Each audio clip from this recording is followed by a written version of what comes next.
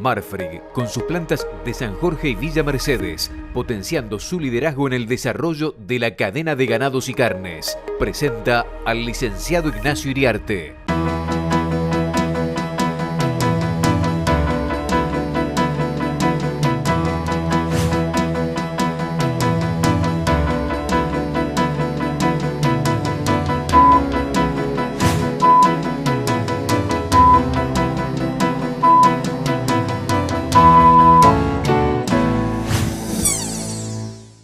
Amigos de Canal Rural, buenos días.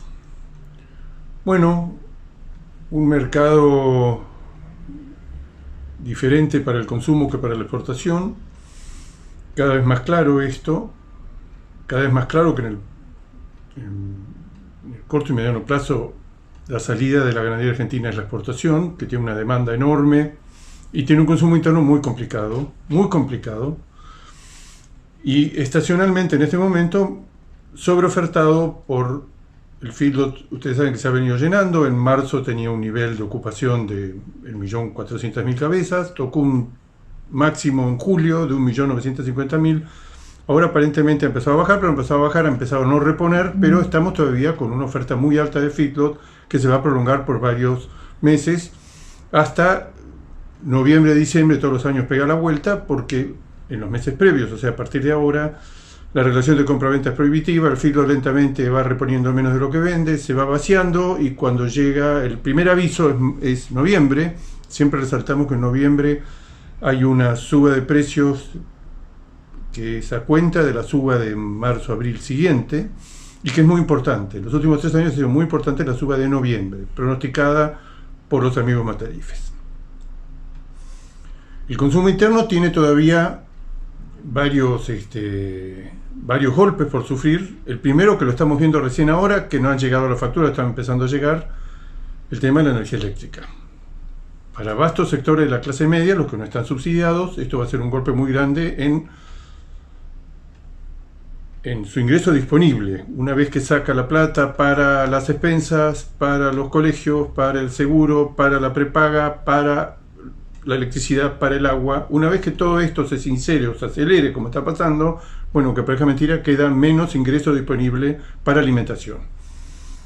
De las clases más humildes, los sectores de menores ingresos, hace rato que han disminuido drásticamente el consumo de pollo. Comen de carne vacuna, comen pollo. Esa es la explicación de estos 50 kilos, que aparentemente ya hace 3 o 4 años que está estabilizado en estos 50 kilos. El cambio más grande que podemos esperar en los próximos 2 o 3 años es un aumento continuo en el cerdo, que ha quedado muy competitivo en relación a la carne vacuna. En realidad, tanto cerdo como pollo están muy competitivos por el encarecimiento relativo de la carne vacuna. Esto no está pasando acá, siempre lo decimos, está pasando en Europa, está pasando en Estados Unidos, está pasando en China. El precio de la carne vacuna al mostrador se distancia cada vez más de los otros tipos de carne. Ahora, este es un mercado interno abastecido que va a tener varios golpes. Aparentemente, la nueva figura del gabinete del superministro Massa, Rubinstein, se lo ha traído en principio para una reducción que ya está a la vista del gasto público, que ya está a la vista, en debido a recortes muy significativos. Vamos a ver qué respuesta hay. Y por otra parte, también tienen en la cabeza, pero consideran que no es el momento oportuno, una devaluación. Una devaluación tendría efectos muy contradictorios sobre el sector ganadero. Aumentarían los costos de una cantidad de productos, de bienes, de servicios. Cuando estoy hablando de un aumento en el precio del dólar, un salto, pues están devaluando, pero están devaluando desde hace mucho tiempo, bien por debajo de la inflación. Están acumulando un efecto que es insostenible por la brecha cambiaria, por el cepo. El cepo lleva a escasez de divisas, a falta de disponibilidad de divisas, y lleva a que varios sectores, y estamos en el momento donde hay que decidir, varios sectores empiezan a paralizarse por falta de divisas.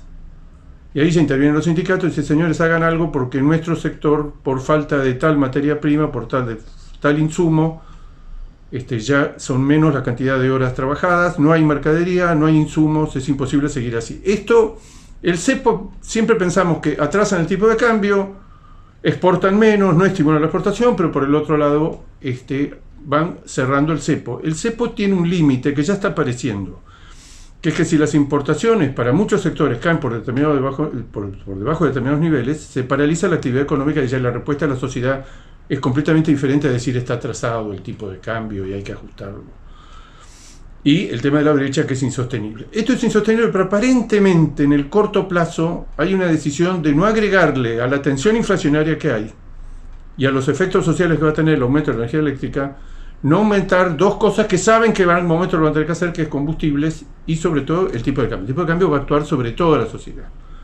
Teóricamente, en un bien exportable, en un 30%, como es la carne vacuna, un 30% de la producción se está exportando, va a tener un efecto positivo en el sentido que va a ser más competitivo, le va a poder dar de compra a la industria. La industria es difícil que ese mayor poder adquisitivo lo pueda controlar porque le faltan novillos y le faltan vacas y la demanda externa está muy firme, o sea que probablemente lo transfiere al mercado interno. Pero es probablemente, lo que está seguro es que van a aumentar una cantidad de bienes y servicios que utiliza la ganadería y que hasta ahora se vienen rigiendo, y esto mes a mes lo estamos chequeando, se están acompañando a la inflación.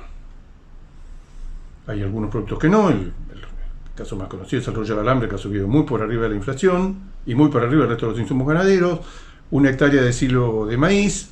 Se empieza a insinuar que praderas y verdeos también están creciendo por arriba de la inflación, pero poco. Y hay el maíz ha subido en los últimos, especialmente en los últimos años, si uno se da cuenta, por arriba de la inflación. Es un insumo importantísimo para el sector ganadero. Pero, vuelvo a repetir, las noticias que puede haber para el consumo popular de acá en más y sobre todo para el consumo de las clases medias, que es la que sigue comiendo nuestro producto, es el ajuste. Es el ajuste que probablemente lo tenga que hacer este gobierno antes de irse y no dejárselo, como era su plan, tan muy lejos de las elecciones del año que viene, y van a tener que hacerlo. Vamos a ver cómo lo van a hacer, pero no son buenas noticias para el consumo interno, que está muy resentido.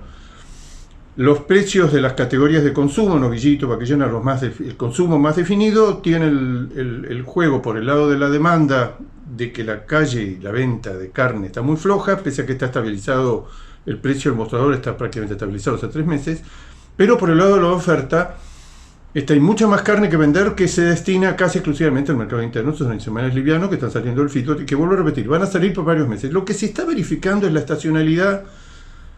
El aumento de la faena en el segundo semestre se está verificando, el aumento de la oferta de feedlot a partir de los meses de agosto-septiembre se está verificando la estacionalidad del precio del ternero, que tuvo un respiro en algunos meses y ahora ya ha empezado a crecer de vuelta, ya tiene una relación de compra-venta, que uno mira los años anteriores, todos los años hace lo mismo, parece que la gente se olvidara. El feedlot se va vaciando, entonces como oferta menos, pero lo va a ofertar bastante más adelante, quizá en noviembre, quizá en diciembre, aumenta su precio relativo, los feedlots se van vaciando porque no hay oferta de invernada y hay un salto de precio de lo liviano. Las otras categorías de exportación, el novillo Hilton planchado hace meses, es una de las categorías, inclusive ha aumentado en las últimas semanas, ha aumentado más el novillo sin papeles, el novillo general, que ya está en valores nominales parecidos a los picos de abril, o casi iguales a los picos de abril. Pero el novillo Hilton no, el novillo Hilton refleja la caída abrupta que ha tenido el precio de la tonelada de Rampal, que en algún momento, hace unos meses, llegó a valer $18.000, que era un valor que no es el promedio histórico, que estaba un poquito por arriba.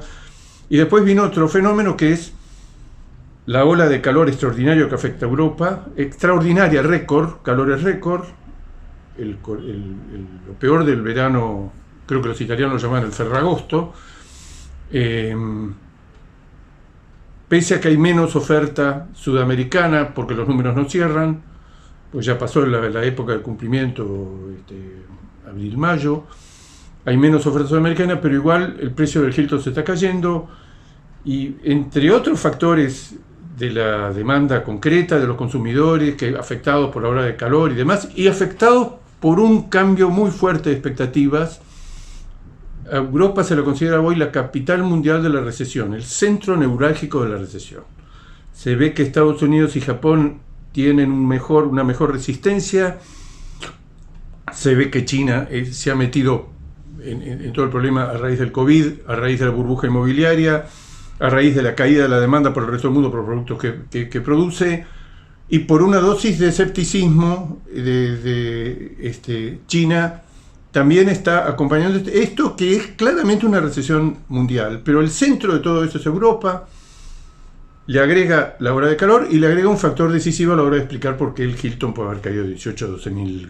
En estos días se está hablando de un pequeño rebote de 12.000, 12.500 dólares la tonelada. ¿Qué es el tipo de cambio? Hace un año estábamos en un dólar, 1,20 dólares euro para comprar un euro, 1,20 a 1 en relación entre el dólar y el euro. Lo que está pasando ahora es que está 1 a 1 y en las ruedas de ayer era más valioso el dólar que el euro. Eso es una pérdida de poder adquisitivo tremenda, directa, del orden del 20% en menos de un año o en los últimos meses, que se agrega a la caída de la demanda, a la caída estacional de la demanda, y probablemente en algún momento también pesa el hecho de que en julio entró un volumen muy importante de 481, que también los operadores en un mercado donde no sobra nada, aparece este contingente de Argentina, de Uruguay, de Australia, de Estados Unidos. De Estados Unidos es continuo a lo largo del año. Bueno, lo que vemos es que porcentualmente es los meses en que aparece, los meses que son cada 3 meses, el primer mes del trimestre, aparece la cuota 481 en el mercado de enfriado en Europa, los precios ceden. Entonces, yo diría que Europa da malas señales. Lentamente uno puede pensar que se va a mejorar la demanda por el tema de estacionalidad y por el tema climático, pero igualmente Europa está pasándola en una situación muy difícil, y Europa ya le llegó a millones de consumidores de clase media un cambio abrupto, y de clase baja un cambio abrupto en la factura de la luz y de la energía eléctrica, del gas, de los combustibles, y va a ser peor todavía a medida que nos acerquemos a fin de año, que empiecen los fríos en serio en Europa y falte el gas o falte parte del gas proveniente de Rusia. O sea que el panorama en Europa no es bueno, así como no es bueno en Europa, es sorprendentemente favorable en China. Vamos a una pausa, enseguida volvemos. Bueno, decíamos que cuando se sinceren todas las variables, combustibles, transporte, tipo de cambio, agua, energía eléctrica, todo eso va a ser una reducción, además en un marco de estancamiento de la actividad económica y de inflación alta. Eso va a ser un nuevo golpe al ingreso de la gente y probablemente una menor demanda por carne vacuna. Esto se va a dar en los próximos meses, ya a partir de fin de año empieza una menor oferta, pero es evidente que el consumo interno lo que podemos esperar es limitado. La exportación floja en Europa y un dato absolutamente sorprendente de China. China nos sigue sorprendiendo, todos los meses decimos ahora se cae la importación de carne vacuna, en línea con la superproducción y superabundancia de carne de cerdo barata. El mercado de cerdo en la Argentina es 5 o 6 veces el tamaño del mercado de carne vacuna, es el mercado. Una ola de calor sin precedentes, que esto es otra cosa que se está viendo cada vez más, de manera más atenta. El mapa del hemisferio norte es una seca brutal que va a terminar con una buena parte del stock ganadero, especialmente de cría en Estados Unidos, una seca sin antecedentes en Europa, una seca sin antecedentes en China. Seca y ola de calor. En China siguen los ramalazos del COVID.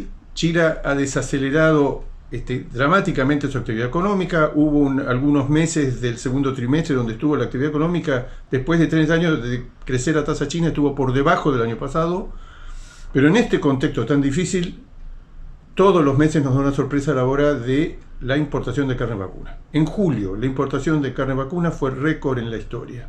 270.000 toneladas. Bate el récord anterior que se había dado en enero del 21, que creo que había un problema inclusive estadístico, que era de 237.000 toneladas. Pegó un salto sobre salto. Ahí hay un protagonista excluyente, que es Brasil. Hay 2 protagonistas menores. Brasil está abasteciendo el 40% de las necesidades de China, 20% Argentina, 20% Uruguay. Y el resto es Estados Unidos, Australia, Estados Unidos con carne de mucho más precio, pero creciendo continuamente y colonizando el mercado americano con sus bifes prime, carne marmorada, con un precio FOB, especialmente en el enfriado, mucho más alto que cualquier otro abastecedor de China. China está en el... ¿Por qué estas compras tan asombrosamente altas? Hace 5 años jamás íbamos a imaginar que iba a haber un mercado en el mundo que iba a comprar 270.000 toneladas. Hoy ya se ve que está comprando de todo y con un precio CIF, con un precio de importación ascendente. Se le puede vender, no solo está subiendo el precio internacional de la carne, pero especialmente en el mercado chino, 30-35% interanual, sino que además está cambiando el menú de lo que estamos mandando. En Estados Unidos es un caso, Australia es otro caso. En Argentina y Uruguay estamos lentamente empezando a mandar cortes de precio medio, cortes con la dificultad que siempre contábamos de que estamos muy lejos y un flete de 50, 60 días se come el shelf life, gran parte de la fecha que le pone el membrete de vencimiento en la etiqueta de la carne. Es un mercado difícil para abastecer enfriado, pero están apareciendo negocios de filo, están apareciendo negocios de larga duración de engorde, son incipientes. Es probable que esta sea el reemplazo de la 481, que lentamente, con el paso del tiempo y de los años, va a ir menguando. ¿Qué nos dicen los exportadores? Bueno, es cierto, el volumen que está importando China es muy alto. Cuidado porque esto hoy, fin de agosto, ya no es el panorama que había en julio. Todos los meses los exportadores argentinos, uruguayos nos dicen mucha cautela. Los precios no están todavía recuperando los valores altísimos que tuvieron en marzo-abril. Estamos todavía por debajo de esos valores, que es cierto.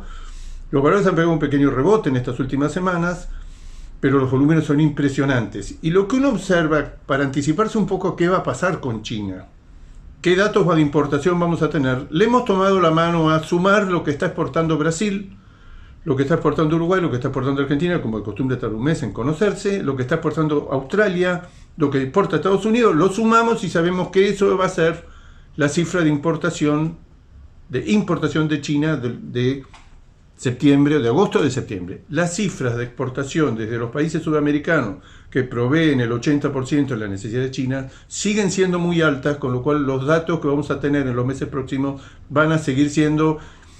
Nos cuesta creer que se repitan las 270.000 toneladas porque no tiene antecedentes. Hace 5 años China no compraba carne vacuna.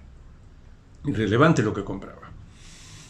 Argentina, este es un dato que lo deslicé, abastece el 20% del mercado, Uruguay el otro 20% del mercado, Uruguay sin límites, lo que sería Argentina si pudiera exportar sin límites como lo hace Uruguay, una ganadería que es la quinta parte de la ganadería argentina en materia de volumen, está exportando lo mismo que está exportando Argentina. Por eso, lo que estamos viendo los últimos 2 meses, que vamos a ver qué datos va a dar la exportación total de carne vacuna de Argentina, en los 2 últimos meses se está dando arriba de 80.000, 82.000 toneladas.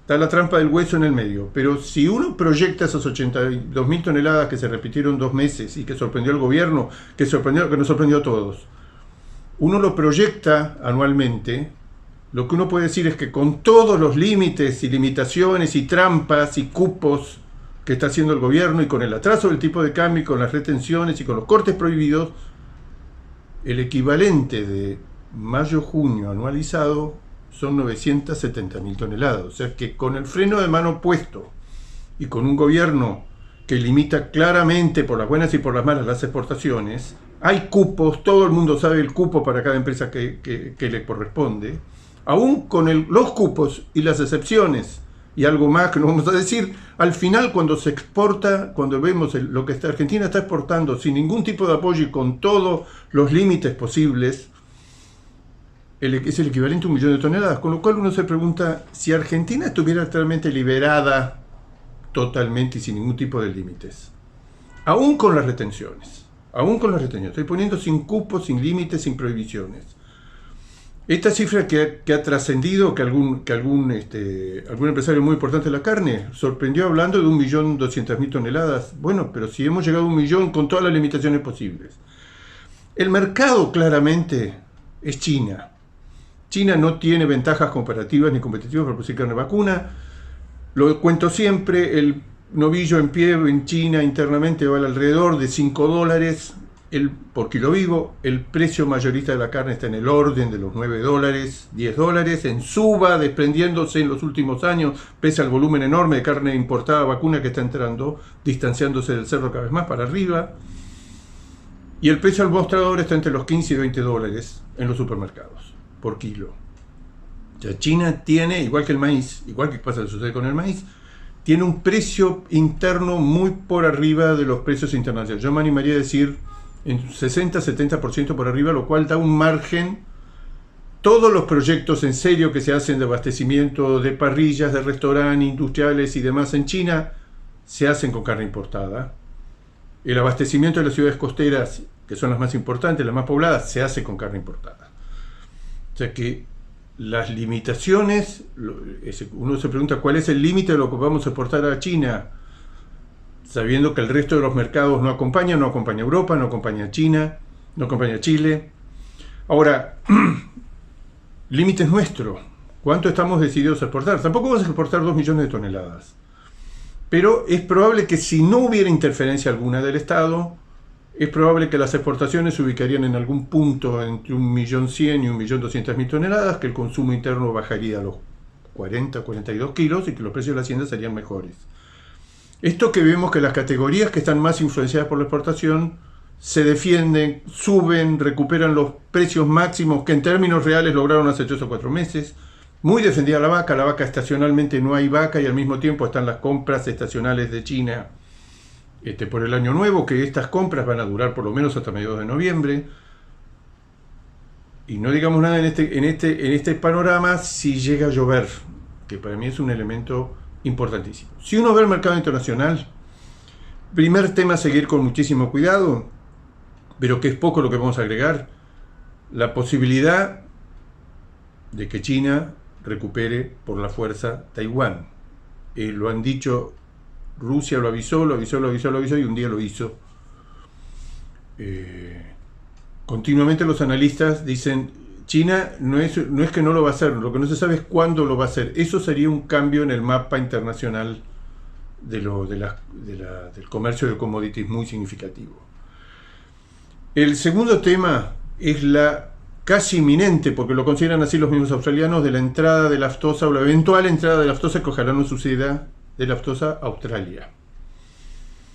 La aftosa se está multiplicando por los países asiáticos, ya estás, lo hemos contado varias veces, en la isla de Bali, en Indonesia, a donde van miles y miles de turistas australianos que vuelven. Hay un tráfico intensísimo aéreo, hay decenas de vuelos diarios, es el lugar de veraneo, uno de los lugares de veraneo favoritos de los australianos. Van continuamente, van a las playas, se mezclan en el folclore de los pueblitos y demás. La aftosa está rampante, como dicen los españoles, está rampante en Asia, está a 600 kilómetros de la costa de Australia.